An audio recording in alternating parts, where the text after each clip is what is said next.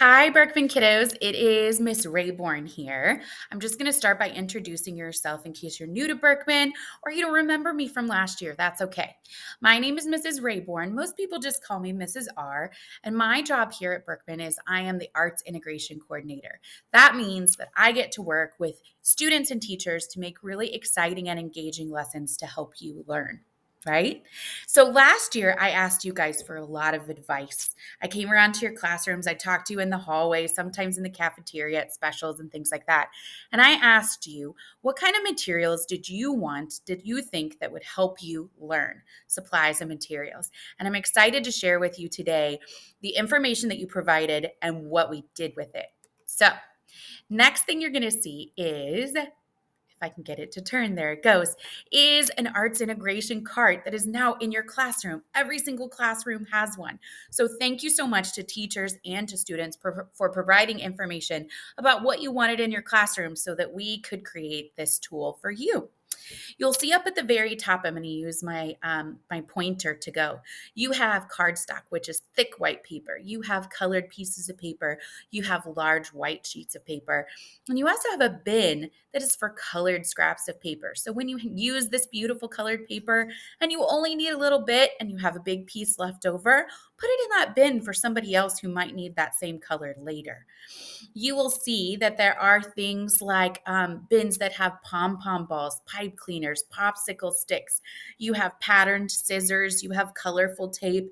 Amazing things that you're going to be able to explore there on your cart, including some scarves that are for moving around when you're maybe acting out or doing some dancing in your classroom. Please don't use those to make sculptures because we want to be able to use those again in the future. In addition to that, you have some yarn. And I do want to show you one special thing about your yarn. Do you see how it's on the side of the cart right here? Okay. Your yarn, it says, please do not open from here on the side. That's because you just pull the little tail that's poking out the side.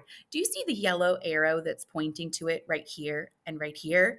You would pull your yarn from there and cut. Thank you for not opening it and helping it not get tangled. Okay.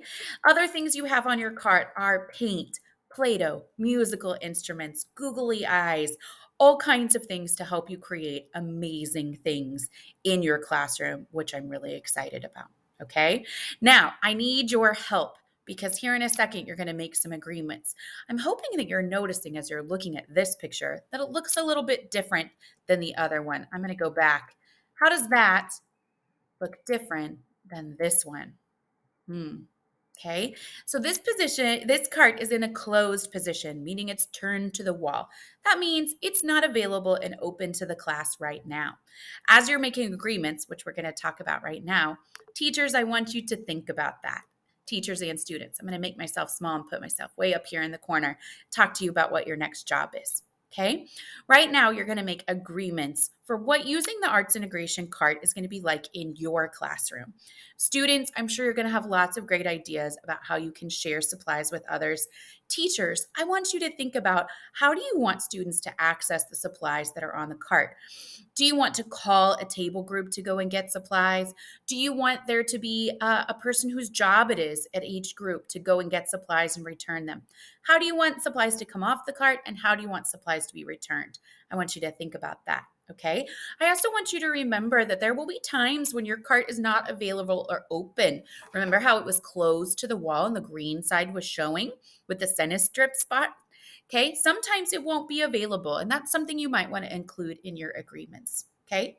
When you're making your agreements with your class today, I want you to remember you're probably not going to get every single thing listed in your agreements. You're going to have a chance to use your cart right after this. So there's a chance that you might want to do some reflecting after the first time you use it and add some more agreements once you've had a chance to try it out and see some new things and address some problems that might come up during the day.